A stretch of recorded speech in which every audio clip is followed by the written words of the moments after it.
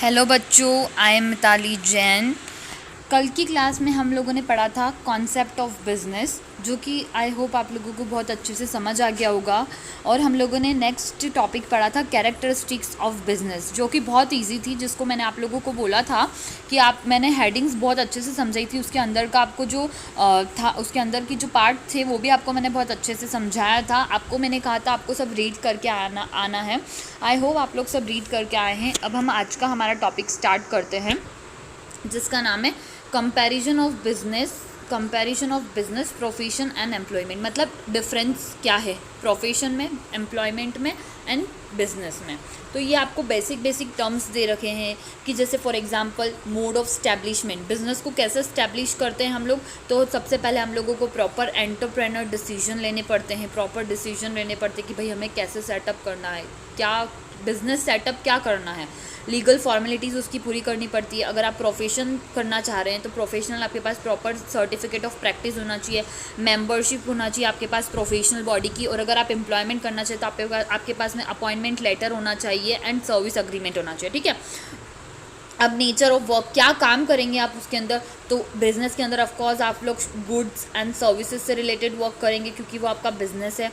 और अगर आप प्रोफेशन में है तो आप rendering of personalise expert service provide कर देंगे। जैसे सीए है तो आप ऑडिट वगैरह करेंगे, है ना। और एम्प्लॉयमेंट में क्या होता है, ऐसा वर्क करते हैं जो आपको एज पर सर्विस कॉन्ट्रैक्ट या फिर आपकी जो सर्विस लेटर ऑफ सर्विस मिलता है ना, उसके अंदर आपका वर्क लिखा होता है, उसके अकॉर्डिंग आप वर्क करते हैं।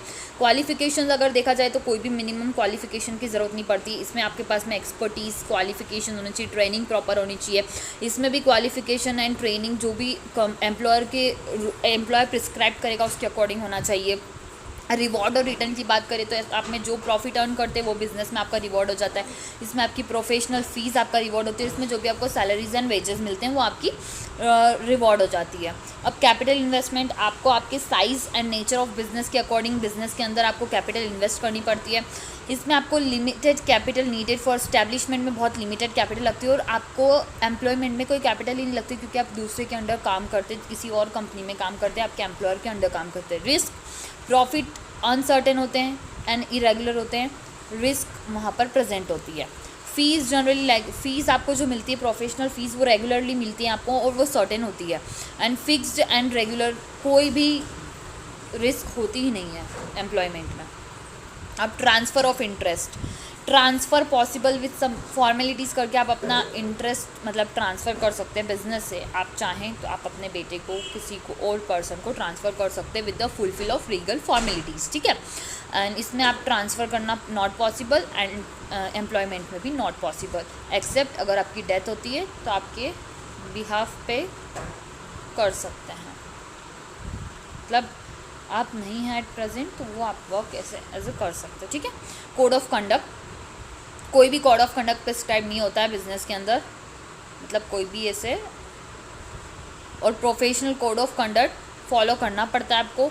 Norms of behaviour let down by the employer are the to be followed, जो भी नॉर्म्स दे रखे हैं वो फॉलो करने पड़ते हैं आपको एम्प्लॉयर के उसके अंदर, एम्प्लॉयमेंट के अंदर। अब एग्जांपल है शॉप, फैक्ट्रीज, ये तो आपको पता है। Legal, medical profession, chartered accountancy, अभी मैंने आपको जस्ट ऊपर एग्जांपल दिया था। इसमें जॉब बैंक में कर रहे हैं, कंपनीज़ में कर रहे हैं, ये भी मैंने आपको अभी जस्ट एग्जांपल दिया था। तो हमारा अगर देखा जाए तो डिफरेंस बिटवीन कंप्लीट होता है। अब हमारा नया टॉपिक है, नेक्स्ट टॉपिक है, जिसमें हम लोगों ने हमारी बिजनेस एक्टिविटीज़ को क्लासीफाई किया है। ओके बच्चों, अब हमने हमारी बिजनेस एक्टिविटीज़ को इसके अंदर क्लासीफाई किया।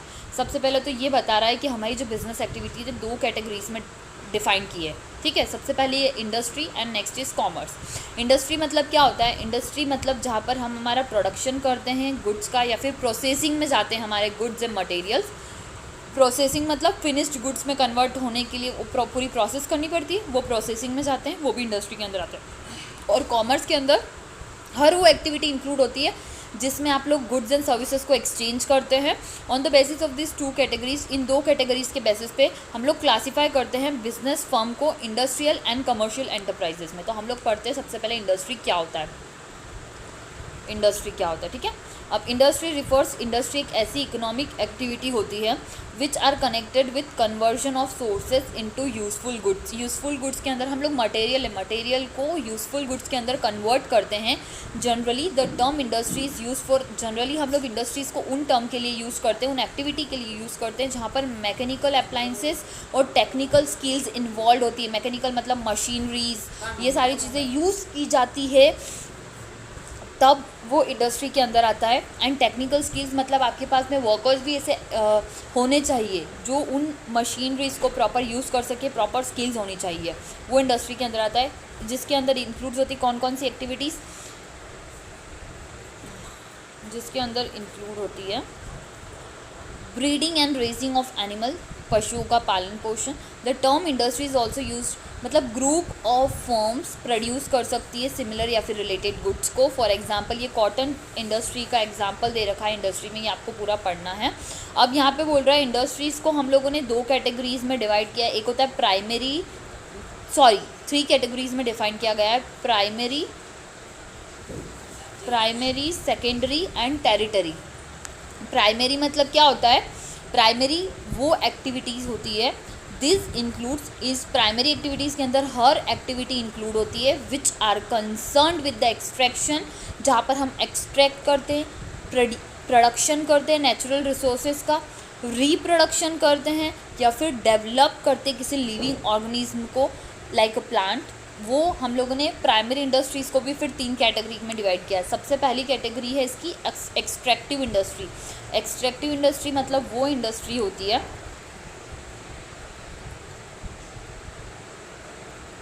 और draw products from natural source से, जो हम लोग नेचुरली जो एक्सट्रैक्ट किए जाते हैं ना, जैसे कि फॉर एग्जांपल फार्मिंग हो गया, फॉर एग्जांपल माइनिंग हो गया, ये सारी चीज़ें एक्सट्रैक्टिव में आती है। Extractive industry supply some basic, extractive industry आपको कुछ बेसिक रॉ मटेरियल सप्लाई करती है जो कि आपकी जो जियोग्राफिकल एरिया में फेमस होती है। फॉर एग्जांपल आपका एरिया पेड़ पौधों के लिए बहुत ज़्यादा फेमस है, आपका जियोग्राफिकल एरिया, तो वो चीज़ आपको नेचुरली प्रोड्यूस की जाती है। और फिर हम लोग लकड़े से क्या बना सकते हैं, हम लोग लकड़े से हमारे पेपर्स बनते हैं, बहुत सारी चीज़ें बनती है, तो ये नेचुरल चीज़ आपको देगी, फिर उससे आपको प्रोडक्शन करना, वो एक्सट्रैक्टिव इंडस्ट्री में आएगा।